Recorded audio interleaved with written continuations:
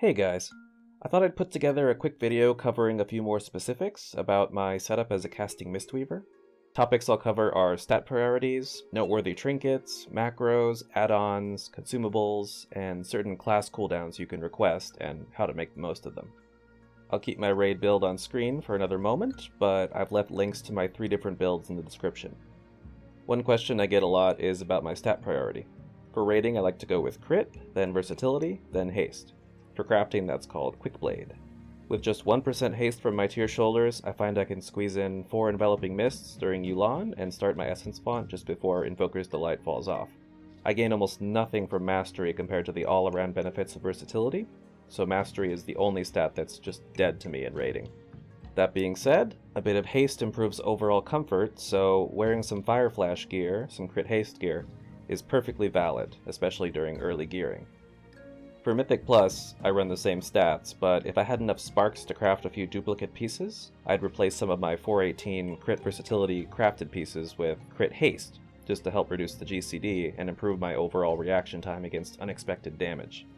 Here, I still value mastery the least, but it's not as dead to me in Mythic Plus as it is in raids, since most of the heals I use in dungeons actually do proc gusts, making it a slight buff to my overall output, even if it doesn't improve my passive mitigation or help my DPS.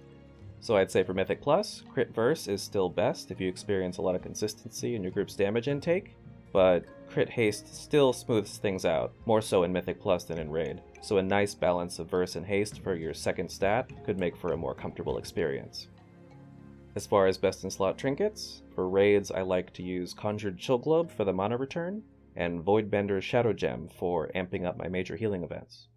I generally like to burn a lot of mana in the first minute by front-loading all my big spenders, so I can hit Chill Globe under 65%, and then my first mana pot.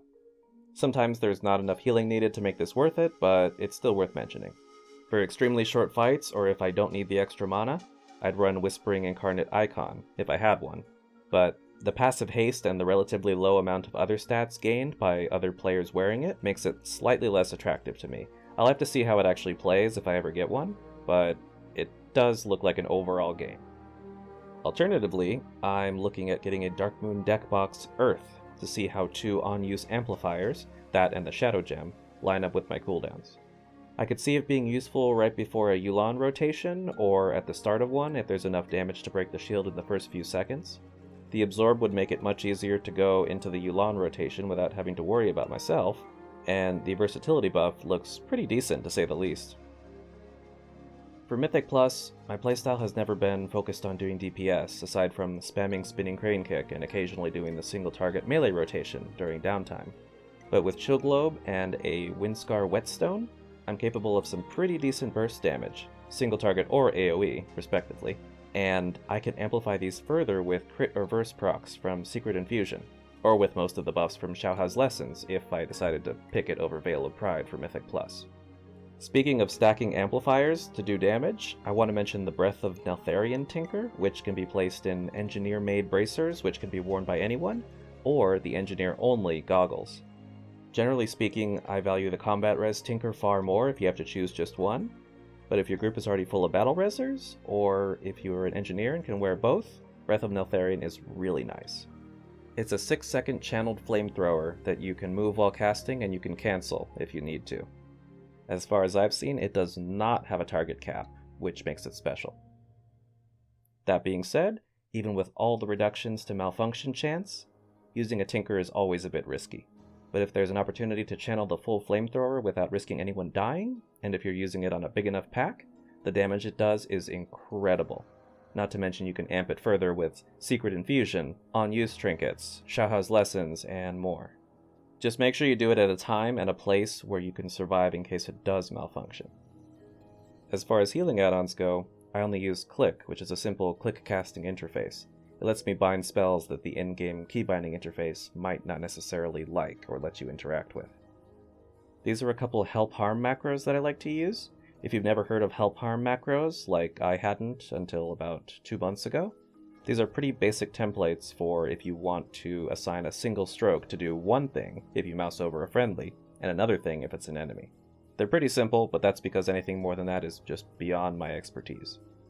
As far as general add-ons, I use deadly boss mods for raid warnings and timers, I use Details Damage Meter to view my HPS, and I use weak auras to customize and track buffs and procs. I've only made a few weak auras, and they're pretty basic. I have this vertical progress bar to track my upwelling bonus, which makes a sound when it reaches full strength. I have a simple sound alert with a glowing icon pop-up for when Vivacious Vivification procs. And then I have a Renewing Mist charge tracker, so I can feel ashamed every time I let both charges sit unused. This purple bar with a number on top is for tracking Spirit of the Crane stacks, and it's got a little fireball sound alert for when I hit 3 stacks, since I'm always losing track of it when I'm actively healing. On the off chance you're interested in getting these auras and modifying them to suit your needs, I put a link in the description. Just make sure you download the Weak Auras add-on first. As far as important consumables go, I like the basic mana pots since they're cheap and effective. Frozen Focus seems like a waste since it requires planning and situational awareness to get the full value out of it, and I'd rather just kick for some mana back and not have to put my rotation on pause. But if it's late in the fight, and if I'm completely out of mana, and Yu'lon is already spent, it might be worth using a rank 3 Chilled Clarity potion instead of a second mana pot. That's 15 seconds of free casting, at the cost of 40% reduced haste. That's enough time to cast a few Enveloping Mists, an Instant Vivify or two, and then cap it off with Jade Wind and Essence Font or other big spenders before the buff expires.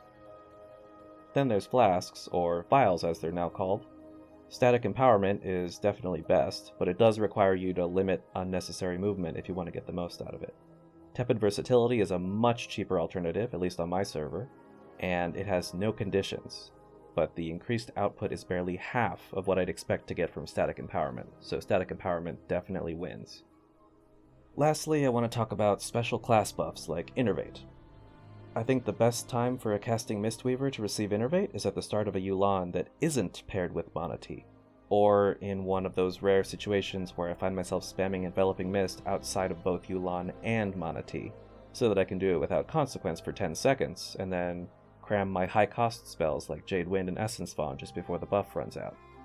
Symbol of Hope from Priest Healers gives a significant amount of mana regen to everyone nearby, and since it restores more based on how much you're missing, it really rewards my frequent habit of front-loading my biggest spenders. Source of Magic from Evokers doesn't seem to return a ton of mana, but it certainly helps on fights like Kurog and Broodkeeper where it's easy to overspend and burn out early. On the rare occasion that a priest's power infusion would go to a casting Mistweaver, it would let us cram even more healing into a Yu'lon rotation, or do a lot of healing and spread our amplifiers by spamming Enveloping Mist, even outside of Yu'lon. I can't imagine a situation where power infusion would go to a casting Mistweaver outside of parsing purposes, but it definitely helps. So I hope this has covered a lot of the things that my other videos just haven't. As always, everything I've said is just what works for me and my specific build. Of course, if you have a question, or if you feel I've left something out, feel free to leave a comment and I'll answer to the best of my ability. Until next time, thanks for watching, and have a good one.